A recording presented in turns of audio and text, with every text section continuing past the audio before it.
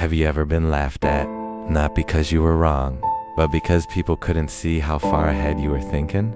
Sometimes wisdom doesn't look smart in public, and sometimes the fool is the only one winning quietly. Let me tell you a story. Once, there was a very clever minister in a king's court. This minister was known for one thing: solutions. Every problem that troubled the kingdom passed through his hands, and because of this, the king trusted him deeply. In fact, the king made no major decision without consulting him. But where there is trust, there is also jealousy.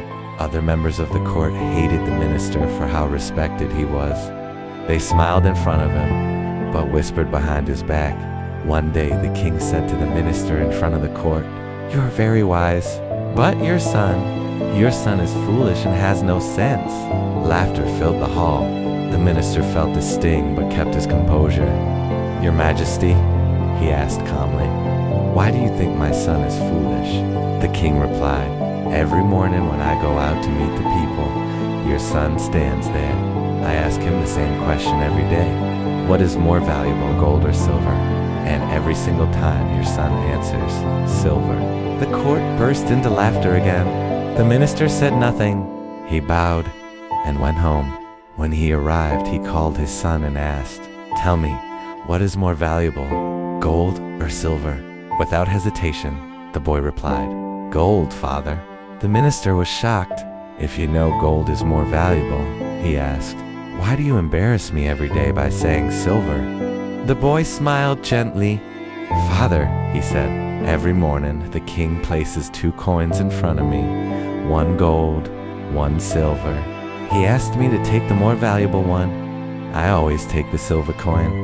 The minister frowned. "Why?" The boy then took his father to his room. He opened a box. Inside were countless silver coins.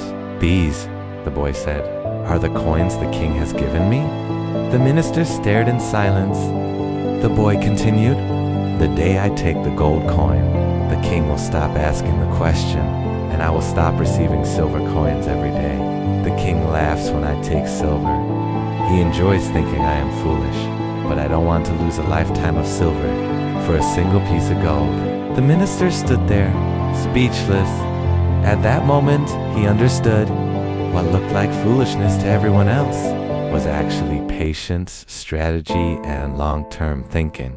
From that day on, whenever anyone called his son foolish, the minister would simply smile and walk away.